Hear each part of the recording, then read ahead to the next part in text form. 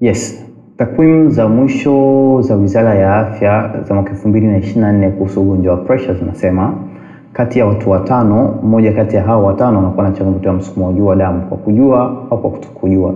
Ndio maana wizara ikawa na shauri sana watu wafanye regular blood pressure checkups, wafanye kuangalia pressure zao mara kwa mara ili kutrace ile trend ya msukumo wao wa damu jinsi unavyokuwa. Kwa nini? Kwa sababu haya magonjwa mengi yanayotokana na mitindo ya maisha ikiwemo high blood pressure huwa yanakuwa ni silent killer disease. Ni magonjwa ambayo yanaanza kukuathiri taratibu, maana yake by the time unakuja kuexperience zile dalili, by the time unakuja kuanza kuona zile dalili, maana yake tayari wewe unakuwa ni mhanga wa changamoto ya kuwa na msukumo wa juu wa damu. Sasa ugonjwa huu tuna uwezo wa kuanza kukabiliana nao kwa kufocus kwenye vitu vifuatavyo, vitu vya msingi sana vinne ambavyo wewe ambaye unayekuwa na changamoto ya msukumo wa juu wa damu au wewe ambaye tayari haujawa na hiyo changamoto lakini unataka kujiepusha kuwa na hiyo changamoto, especially kwa watu ambao wanakuwa na obesity, watu wenye uzito mkubwa ukilinganisha na urefu wao, lakini kwa watu ambao wanakuwa na historia kwenye familia, ni heri wakaanza kufocus na vitu hivi hapa ili kujaribu kujiepusha lakini pia kukabiliana na changamoto ya msukumo wa juu wa damu.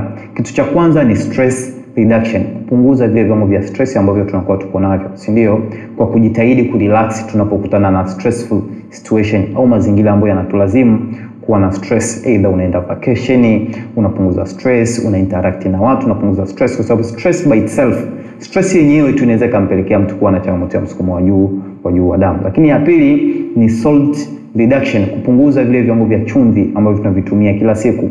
Wizara inatushauri utumie less than 1 teaspoon per day, chini ya kijiko kimoja cha chai kwa siku. So kama hautaweza kumeasure kijiko kimoja cha chai kwa siku, lakini kijiko ambacho kinakuwa ni kidogo sana, lakini jitahidi kuminimize the amount of salt consumption per day. Kwa nini? Kwa sababu chumvi huwa inavuta maji kutoka nje ya mishipa, tunasema inatoa maji kutoka kwenye extravascular kuja kwenye intravascular, maji ambayo yanaweza kupelekea kuwa na changamoto ya fluid overload na kushawishi zaidi ongezeko la kuwa na msukumo wa juu wa damu. Lakini kitu cha tatu ni sleep quality, ule ubora wa usingizi.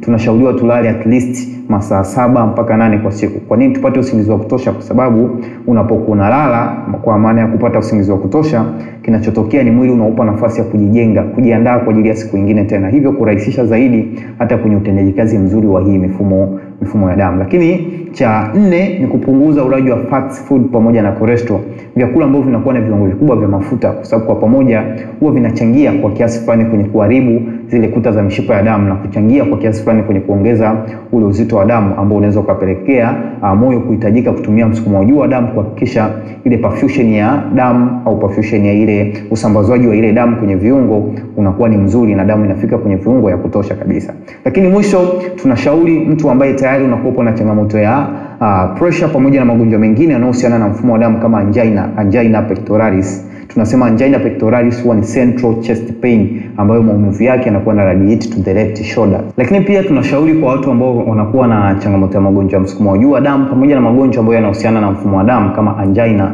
pectoralis kuwa wanafanya cardiac exercise. Ni mazoezi ya mfumo wa moyo pamoja na mifumo ya damu ambayo tunayafanya kwa breathe in, tuna hold, then una breathe out, kwa maana ya kwamba unavuta pumzi ndani, una hold kwa dakika chache, then unatoa pumzi nje. Hii ni moja ya njia nzuri sana ambayo itatusaidia kwenye kupambana na changamoto za magonjwa ya mifumo ya damu, hasa angina pectoralis. Nashukuru sana, na hapa ni Make Media TV1.